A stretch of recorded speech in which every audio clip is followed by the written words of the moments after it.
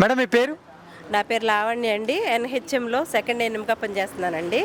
గత 2007 నుంచి మేము వర్క్ చేస్తున్నాము. పని చేయించుకునేటప్పుడు ఎన్హెచ్ఎం ఉద్యోగులు కానీ గుర్తు రావట్లేదండి.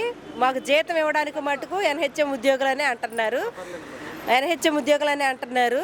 మరి పని చేసేటప్పుడు ఉన్న వ్యత్యాసం, పని చేయించుకునేటప్పుడు ఉన్న వ్యత్యాసం జీతాలు ఇవ్వడంలో కూడా ఉండాలి కదా అని నేను అడుగుతున్నానండి. ఎందుకంటే 2007 నుంచి కూడా కరోనా టైంలో కానీ, కరోనా వచ్చి చాలామంది కూడా మా ఏఎన్ఎంస్ ప్రాణాలు కోల్పోయిన వాళ్ళు కూడా ఉన్నారు.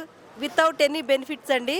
మాకు ఏ బెనిఫిట్స్ లేకుండానే ప్రాణాలు కోల్పోయాము. మేము గవర్నమెంట్కి చేస్తాము, మేము పని చేయము అనట్లేదండి. పని చేస్తూనే మేము అడుగుతున్నాము. మాకు సమాన పనికి సమాన వేతనం అన్నా ఇవ్వండి, లేదా ఏ రకంగా అయితే మేము రెగ్యులరైజేషన్కి అర్హులం అవుతామో ఆ రకంగా మమ్మల్ని ఆ తాటిలోకి తీసుకురామని ఒక విన్నపం చేస్తున్నాము. మాలో చాలామంది కూడా ఇంకా రిటైర్మెంట్కి దగ్గరలో ఉన్న వాళ్ళు ఉన్నారండి. ఏ బెనిఫిట్స్ లేవండి మరి అయితే ఇంకొక విషయం ఏంటంటే, మమ్మల్ని గ్రామ స్థాయిలోనే మండల స్థాయిలోనే ఎన్నుకున్నారు, మండల స్థాయిలోనే తీసుకున్నారు. మండల స్థాయిలో తీసుకున్నప్పుడు మేము ఆ మండలంలోనే పనిచేయాలి. వాళ్ళ రూల్స్ అండ్ రెగ్యులేషన్ ప్రకారంగా అక్కడే పనిచేయాలి.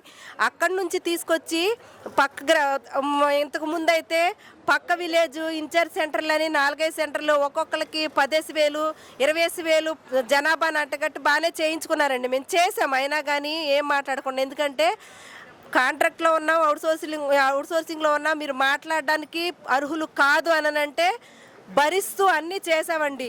ఇమ్యునైజేషన్ చేసాము, తల్లి బిడ్డల సంరక్షణ చేసాము. ప్రతి ఒక్కటి మేమే అన్నట్టు, మాది అన్నట్టు, మా సొంత పని అన్నట్టుగా పక్క సెంటర్లు ఇచ్చినా కానీ 20,000 జనాభా ఇచ్చినా కానీ చేసామండి. కానీ దానికి తగ్గట్టుగా ప్రతిఫలాన్ని కూడా మేము ఆశిస్తున్నాము. మేము కోరేది కూడా మేము కనీసం మేము చేసే పనికి కనీస వేతనం ఇవ్వమని అడుగుతున్నామండి. అంతకు మించి మేము అడగట్లేదు. కాబట్టి దయ ఉంచి చాలామందిని అడిగాము. గత ప్రభుత్వంలో అడిగితే మమ్మల్ని అరెస్ట్ చేశారు, ఎక్కడెక్కడికో తీసుకెళ్ళి స్టేషన్లో పెట్టారు, ఒక దోషుల్లాగా చూశారు. అప్పుడైతే ఏం మాట్లాడనివ్వలేదు.